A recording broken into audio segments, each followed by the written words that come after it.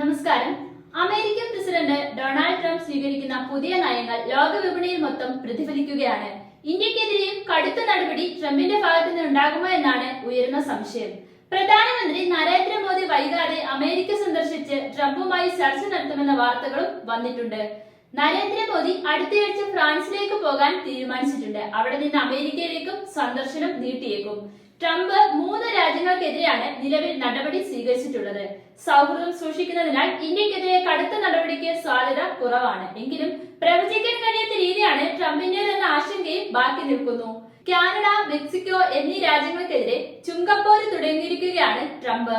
ഇരു രാജ്യങ്ങളിൽ നിന്നും ഇറക്കുമതി ചെയ്യുന്ന വസ്തുക്കൾക്ക് 25% നികുതി ചുമത്തുമെന്നാണ് ട്രംപ് പറഞ്ഞിട്ടുള്ളത്. ചൈനയിൽ നിന്ന് ഇറക്കുന്ന വസ്തുക്കൾക്ക് 10% ചുങ്കവും ചുമത്തും. തൊട്ടു പിന്നാലെ കടുത്ത ഭാഷയിൽ പ്രതികരിച്ച് കാനഡയും മെക്സിക്കോയും രംഗത്ത് വന്നു. അമേരിക്കയിൽ ഉൽപ്പന്നങ്ങൾക്ക് ഉയർന്ന നികുതി ചുമത്തുമെന്നാണ് കാനഡയും മെക്സിക്കോയും അറിയിച്ചിട്ടുള്ളത്. ഇതോടെ ട്രംപിന്റെ നീക്കം രാജ്യങ്ങൾ തമ്മിലുള്ള പോരിന് ഇടയാക്കുമെന്ന് പ്രചാരണവുമുണ്ട്. മാത്രമല്ല, ചുങ്കപ്പോര് തുടങ്ങിയതോടെ അമേരിക്കയിൽ ഡോളറിന്റെ മൂല്യം കുതിച്ചു കയറി 109 എന്ന നിരക്കിലേക്ക് ഡോളർ സൂചിക ഉയർന്നു. മറ്റു കറൻസികൾ ഇടിയുകയും ചെയ്തു. കാനഡയെ അമേരിക്കയുടെ ഭാഗമാക്കാൻ ട്രംപിന് പദ്ധതിയുണ്ട്. ഇക്കാര്യം അദ്ദേഹം പലതവണ പരസ്യമാക്കുകയും ചെയ്തു.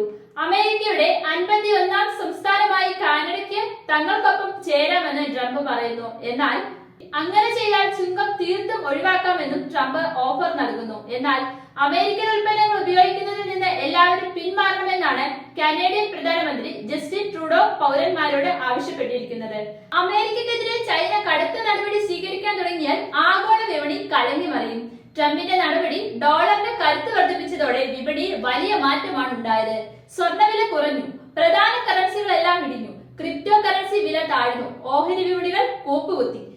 വെള്ളിയാഴ്ച ഇന്ത്യൻ രൂപയുടെ മൂല്യം 86.62 ആയിരുന്നു. എങ്കിൽ ഇന്ന് 87.10 അമേരിക്ക അവിടെ തള്ളുമ്പോൾ ഇന്ത്യ ഇവിടെ വീഴുന്നു എന്നാണ് സോഷ്യൽ മീഡിയയിൽ പ്രചരിക്കുന്ന ഒരു ട്രോൾ.